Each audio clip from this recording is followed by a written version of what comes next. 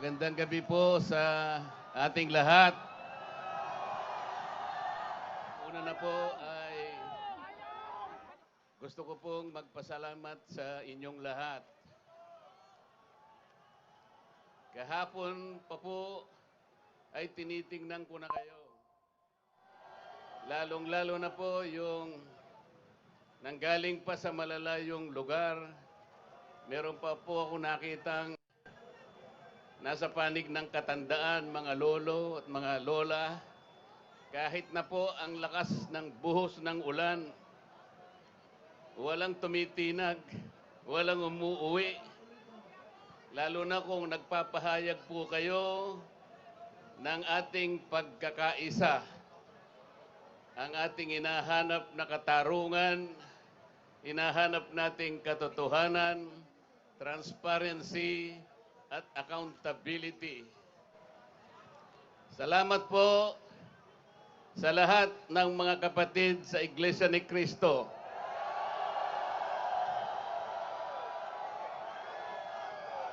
Salamat din po sa mga hindi kapatid ngunit nakikisang-ayon at sumusuporta sa pagkakaisa natin sa gabing ito.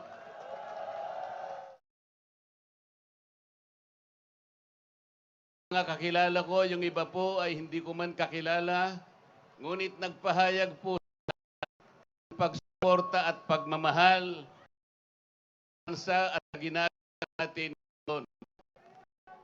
Hindi na nga po sana ako pupunta dito. Kasi baka akalain po nung iba, ako pa po yung nag-i-instigate, hindi po. Ang palagi ko pong ginagawa, kagaya ng palagi kong sinasabi, ay kailangan maipakita natin kung ano ang tunay at tapat na paglilingkod ng isang public servant sa pamahalaan. Gusto ko pong gamitin ang aking sarili na isang mabuting halimbawa kung paano ang isang public official ay tumupad ng kanyang tungkulin dahil sa pinagtiwalaan ng mga tao para sila ay paglingkuran. Hindi ko po alam kung paano ko kayo pasasalamatan sa tuwing nababanggit ang aking pangalan na sinusuportahan po ninyo ang aking ginagawa para sa ating bansa.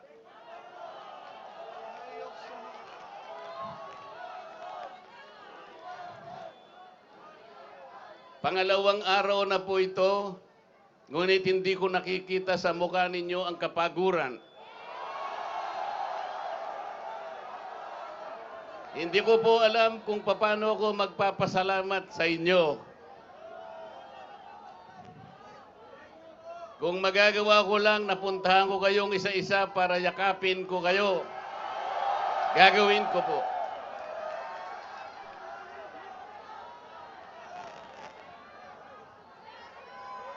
Naisip ko nga, magdadala na lang ako ng hopya.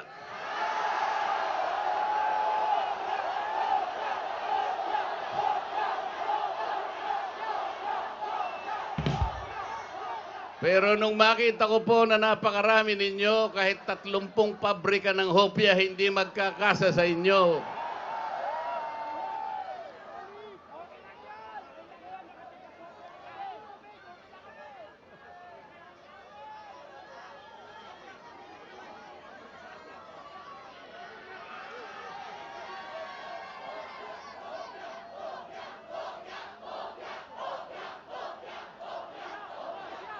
Bakit nilulunod ang pag-iimbestiga sa flood control scam? Bakit si Marcoleta ang ikukulong, kayo ang mandarambong?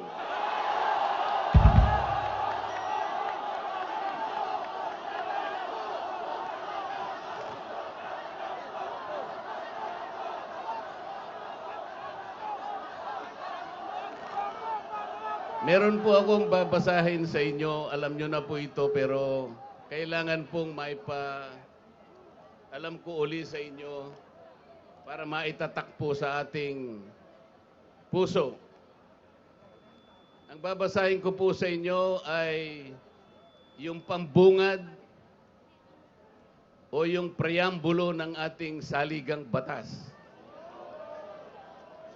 Ito po ang kauna-unahan, ito ang pambungad, ito yung panimula. Kung tawagin natin sa English ay preamble. Ito po ang sama-samang isinulat ng bawat isang Pilipino noong ang ating saligang batas ay ating pinagtibay. Babasahin ko po. Kami, ang nakapangyayaring sambayanang Pilipino na humihingi ng tulong sa makapangyarihang Diyos upang bumuo ng isang makatarungan at makataong lipunan at magtatag ng isang pamahalaan nakakatawan sa aming mga mithiin at mga lunggatiin. Magtataguyod ng kabutihan sa bawat isa, mangangalaga at magpapaunlad ng aming kamanahan at titiyak para sa aming sarili at sa angkanang susunod ng mga biyaya ng kalayaan at demokrasya sa ilalim ng pananaig ng batas at ng pamahalaang puspos ng katotohanan, katarungan, kalayaan, pag-ibig, pagkakapantay-pantay at kapayapaan ay naglalagda at naghahayag ng konstitusyong ito. Mga kababayan, ito po ang batayan kung bakit nandito tayo ngayon. Nais nating ipaalala sa pamahalaan ang ating mga layunin, ang ating mga adhikain, ang ating mga pangarap para sa ating sarili at sa susunod na saling lahi, at ang ating pangarap sa ating pinakamamahal na bansa. Ito po ang aking paninindigan at alam ko ito ang ating pinagkaisang paninindigan ngayong gabi. Nakahanda po akong magpakulong. Kung kinakailangang maaresto po ako, wala pong problema. Kung ito po ang kabayarang hinihingi para ipagtanggol ko ang katarungan at ang pambansang kagalingan at ang interes ng mamamayang Pilipino,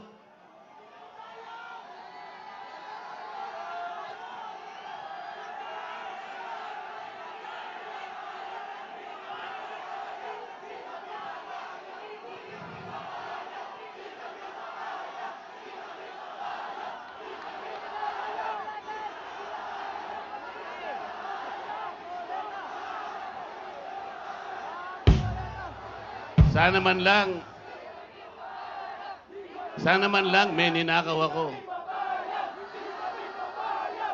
Sana man lang kasama ko sa mga mandarambong. Mga nabanggit na yung mga pangalan nila. Ang isa ay si Martin Romualdez. Ang pinagdalhan ng mali-malitang pera.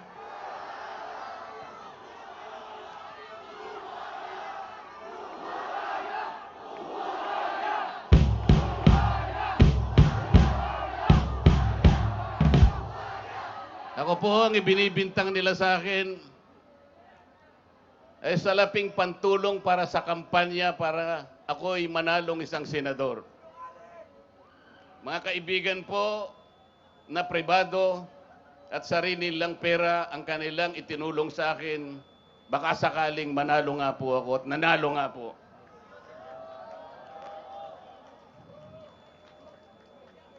Hindi ko na po ipaliliwanag ang technicality kung paano nila inimbento ang isang gawa-gawang asunto laban sa akin. Tingnan po ninyo kung sino pa yung nagtatanggol at tumutulong para sa ganon, matukoy natin kung sino ang may kagagawan ng pinakamalawak pinakagarapal na pandarambong sa kabambayan, siya pa ang inaasunto at siya pa ang pinagbabalakang arestuhin. Hindi ba katungkulan ng ombudsman ang sila ang humanap, umusig at parusahan ang lahat ng may kagagawan nito? Bakit ang ombudsman ang nagagalit sa akin? Hindi ba dapat tulungan pa nila ako? Sapagkat iisa ang layunin namin. Ginawa po nilang politika ang lahat ng ito. Ang mga asunto po na sinampa laban sa akin ay nagsasaysay ng kwarta. Pero hindi nagbabanggit ng korupsyon. Nagsasaysay ng halaga, ngunit hindi binabanggit ang ill-gotten wealth. Ipinipilit na iugnay ang public office, ngunit walang binabanggit na abuse of public office. Naglulubid ng mga chismis, ngunit walang ebidensya. Naglulubid ng naratibong pampolitika, ngunit walang binabanggit na elemento o sangkap sa mga krimen na kanilang gawa-gawa. Yun po ang nakapagbibigay po ng malaking kalapastanganan sa ilalim po ng mga batas na umiiral sa ating bansa. Hindi ba sinabi natin, bawal ang bend the law?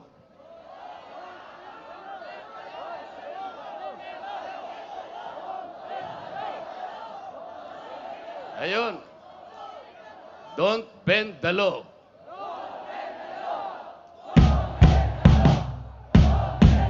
Paano naman kasi? Isa naman kasama ko doon sa bulwagan sa Senado, bigla na lang nagsalita. Sometimes you have to bend the law to be able to please the people.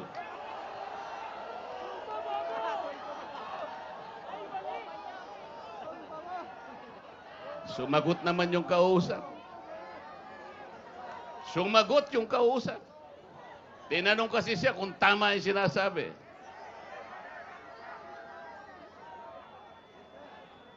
Ang sabi niya, yes sir.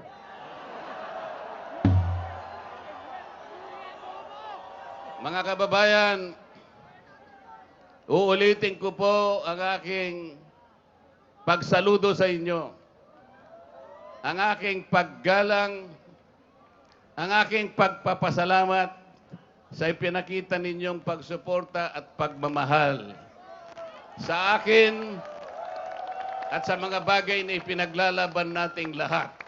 Ang katarungan, ang katotohanan, ang pananagutan at ang katarungan. Huwag po tayong mag-iwahiwalay. Ang sabi nga natin, we are one. We are one. We are one. Maraming salamat po sa inyo.